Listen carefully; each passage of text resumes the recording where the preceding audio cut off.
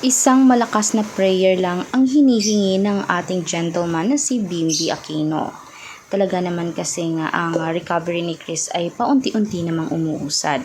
Pero hinihiling pa rin ito na mas i-pray pa rin. Ang lahat ng bagay ay ginagawa niya para sa kanyang mommy, silang dalawang magkapatid na si Kuya Josh niya. Talaga namang masipag din pala magtrabaho si Bimby kahit marami na silang pera.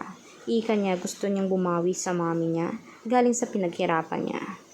Ang galing. Marami talaga ang gustong maging ehemplo talaga si Bimby sa kanilang mga anak. Lalong-lalo na ngayon ay pinamalas ni Bimby na walang hadlang na kahirapan ang mangyayari kung tayo'y magtutulungan, magsikap, magtiyaga at madiskarte lamang sa buhay. Kaya nakaka-proud talagang magkaroon ng isang anak na ganito.